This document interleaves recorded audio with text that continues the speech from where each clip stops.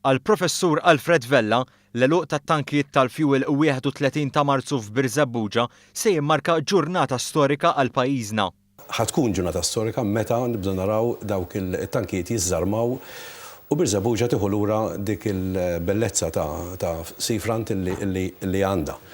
Waqt li kienet jitkellem f'One Breakfast, il-kimiku ambjentali Vella qal li kien tilef it-tama li dan il-pass jittieħed. Kolli nammetti li ma kontx nemmen kif qed diġà x'imkien ieħor illi jinsa nara il-ġurnata issir. Dana il-tankijiet inti għatilhom diversi snin. L-impjant kienu fetħuh fl-20ijat, 1920s, jiġifieri kważi 100 sena.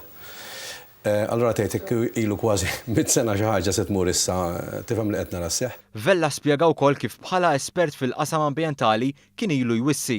Konna ilna ngħidu lil min irid jisma' illi jisma' hemm problema hemmhekk u ma kienx hemm għalfejn laqqas li wieħed jgħidha dik kienet self-evident u kienet ovvja illi inti dak il-fuels kollha ma letteralment ma geddu min-nies.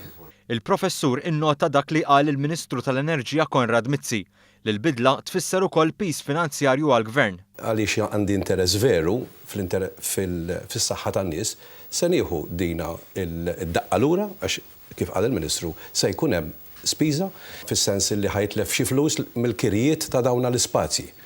Imma mbagħad se jifranka mill-ispejjeż l-oħra li kien qed ikollu għax rridu ngħidu wkoll ta' nies li jimirdu. Kien fl-aħħar jiem li ddaħlet il-MEPA l-applikazzjoni biex dawn it-tankijiet jitneħħew. Deċiżjoni li ntlaqet tajjeb mir-residenti ta' Birzebbuġa u għatta ambjentalisti.